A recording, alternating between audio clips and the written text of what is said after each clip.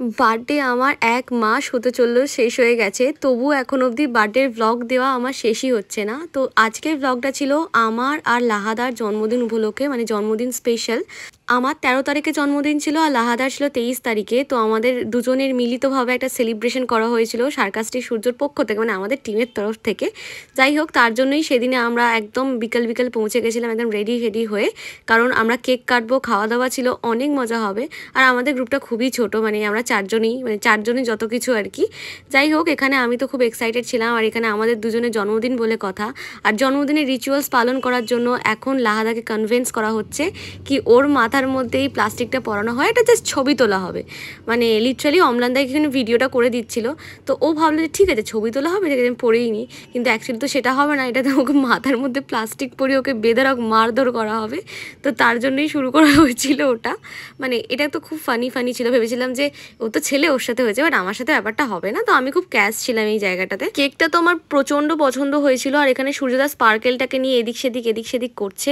তারপর স্পার্কেলটাকে ঠিকঠাক জায়গায় রাখার পর আমি মানে চুলটা খুলছিলাম, যে কারণ সুন্দর করে একটা ছবি তুলবো, সুন্দর করে কয়েকটা ভিডিওস নেবো সেই জন্য। আর এইখানে তো আমাকেও ছাড় দেওয়া হলো না, আমার মাথা তো প্লাস্টিক বেঁধে আমাকে মারা হলো। কিন্তু ঠিক আছে, কোনো ব্যাপার না। আমি এইসব নিয়ে তো ভাবছিলামই না। তার কারণ হচ্ছে আমি এখন কেক খাবো, মানে আমার কেক ভীষণ একটা প্রিয় জিনিস। মানে আমার পেস্ট্রি বা কেক খেতে প্রচণ্ড ভালো লাগে। তো তার জন্য আমি আবার রেডি হয়ে চলে এসেছিলাম কেকটা কাটার জন্য। আর এখানে আমি মানে লাইটারটা দিয়ে ট্রাই করছিলাম যে স্পার্কেল কী করে জ্বালাবো, কারণ স্পার্কেল জ্বালাতে গেলে প্রতিবারে আমার হাত পুড়ে গেছে, এরকম এক্সপিরিয়েন্স আমার আছে। সেজন্য আমি ভয়ই পাচ্ছিলাম, কিন্তু না, তবুও আমাকেই করতে হবে। তারপর সুন্দর করে ছবি তুলে আমি বললাম দাঁড়াও, আগে স্পার্কেলটা জ্বালাবো, তারপর একসাথে কেকটা কাটবো। তো এখানে আমাকে নিশ্চয়ই ব্যাকগ্রাউন্ডে কেউ কিছু না কিছু বলছিল, তার জন্য আমি কটমট করে ওদের দিকে তাকিয়েছিলাম। ডেফিনেটলি এটাই কারণ। আবার আমাকে সারাক্ষণ জ্বালাতে থাকে, মানে প্রচণ্ড রকম জ্বালাতে থাকে। আর আমি ওকে কেকটা কাটতেই দিচ্ছি না। আমি বললাম একসাথে কেকটা কাটবো, তার আগে স্পার্কেলটা জ্বালিয়ে নিই। তো এখানে খুব সুন্দর করে স্পার্কেলটা জ্বালিয়ে হাতটা হালকা করে পুড়িয়ে নেওয়ার পর আমরা খুব সুন্দর করে কেকটা কেটেছিলাম। মানে আমরা সেদিনকে প্রচুর মজা করেছি, প্রচুর। মানে একরকমভাবে গেছিলাম আর কেক ফেক মেখে আর একরকমভাবে ফিরেছি, সত্যি কথা বলতে। আর সেদিনকে আমাদের আরও অনেক প্ল্যান ছিল। আর এখানে তো কেকের ফার্স্ট বাইটটা আমি খেয়েছিলাম। কেকটা জাস্ট অসাধারণ খেতে ছিল, মানে ভীষণ সুন্দর খেতে ছিল। তারপর আরও সবাই, মানে অম্লানদা ছিল, সূর্যদা ছিল, তো সবাইকে এক করে কেক খাইয়ে দেওয়ার পালা ছিল। আমাদের না কোনো দিনই প্ল্যানিং থাকে না যে আমরা এরকম কাণ্ডকলাপ করে বসবো। মানে আমরা সবসময় ভাবি খুব ডিসেন্ট ওয়েতে সব কিছু হবে। মানে কেক কাটবো, হালকা জাস্ট গালে লাগানো হবে, কয়েকটা ছবি তোলা হবে, কয়েকটা ভিডিও বানানো হবে, অ্যান্ড দ্যাটস ইট। মানে আমরা যে কুকুরপোনাগুলো করবো, মানে নিজেরাও আমরা ভেবেই আসি না যে আমরা আগে থেকে কিছু প্রিপারেশন নিয়ে রাখবো যে কুকুরপোনাগুলো করলে কি হতে পারে। এবার কী কুকুরপোনার কথা বলছি তোমরা সেটা পরে দেখতেই পাবে।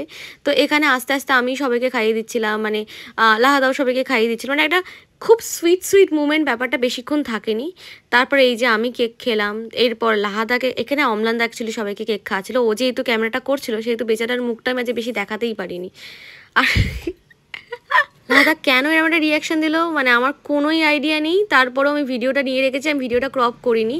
আর এখান থেকে কেক মাখামাখি আস্তে স্টার্ট হলো। সাদা রঙের জামায় একটা খুব সুন্দর কেকের লেয়ার বসে গেছে, আমি তো তবু কালো পরে গেছিলাম। ভেবেছিলাম এইটুকুতে কেক মাখামাখি হয়তো শেষ, এরপর আর কোনো বাজে অবস্থা হবে না। এখানে আমি প্রচণ্ড রকম বিরক্ত হচ্ছিলাম, কারণ তখনও অবধি ভালো একটা আমার ভিডিও আসেনি যেটা আমি রিলস হিসেবে পোস্ট করতে পারবো। তারপর দেখলাম লাহাদা একটা বড় সাইজ, মানে কেকের একটা বড় সাইজ নিয়ে খেতে শুরু করে দিয়েছে। আমি কেক খেতে প্রচণ্ড ভালোবাসি, কিন্তু ওই যে বেশি খেতে পারি না, কারণ বড্ড বেশি মিষ্টি হয়ে যায় মুখটা।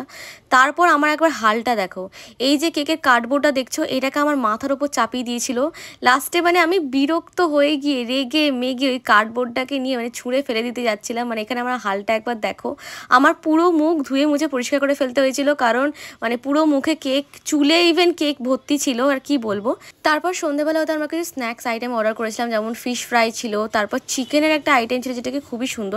আর ফিশ ফ্রাইটা খেতেও কিন্তু দারুণ ছিল। চিকেন সাসলিক টাইপের কিছু একটা ছিল, মানে কাবাব টাইপের কিছু একটা ছিল, বাট খেতে কিন্তু বেশ ভালো লাগছিলো, মানে লেবু টেবু দেওয়া ছিল। আর রাতে ডিনারে আমরা অনেক কিছু অর্ডার করেছিলাম, যেমন চিকেন ভর্তা ছিল, তারপর তোমার রুমালি রুটি ছিল, বাটার নান ছিল। তার মধ্যে বেশিটাই আমি দেখাতে পারিনি, এছাড়া বিরিয়ানিও ছিল। মানে এর মধ্যে এইটুকুই আমি দেখাতে পেরেছি। আজকের ব্লগটা কেমন লাগলো অবশ্যই কমেন্টে জানিও। আমরা খুব মজা করেছিলাম সেদিন। দেখা হচ্ছে নেক্সট ব্লগে, টাটা বাই।